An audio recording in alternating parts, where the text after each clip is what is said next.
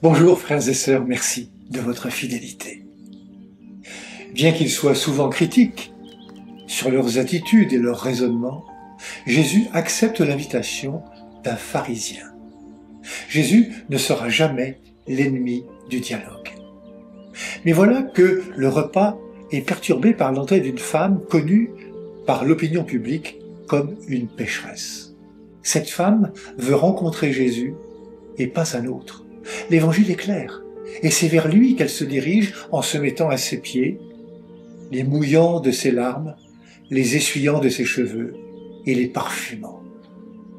Si Simon le pharisien ne voit qu'une pécheresse qui n'a rien à faire ici, Jésus, lui, voit une femme qui a besoin d'une vraie reconnaissance et d'un pardon. Il sait discerner à travers son attitude le repentir de cette femme, ce qui échappe totalement à Simon.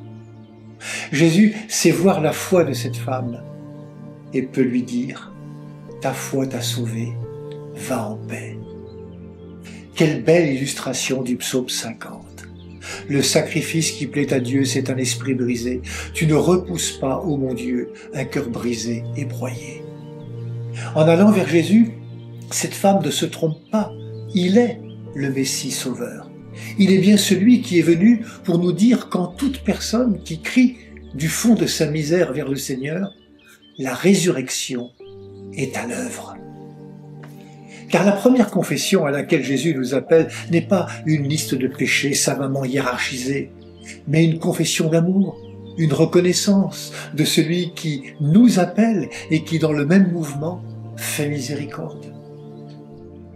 Comme la pécheresse de l'Évangile, et comme tant d'autres, nous sommes invités à rencontrer Jésus réellement, personnellement.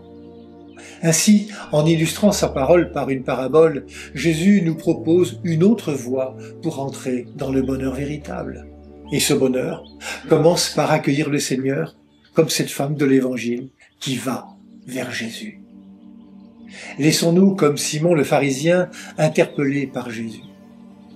Laissons-nous rencontrer par celui qui peut tout entendre, ce qui encombre notre conscience, ce qui nous empêche d'être libres, ce qui pèse lourd dans nos cœurs. Simon, j'ai quelque chose à te dire. Aujourd'hui, Simon, c'est vous, c'est moi, chacun. Simon, j'ai quelque chose à te dire. Ta logique n'est pas celle de Dieu. Ta foi t'a sauvé, va en paix.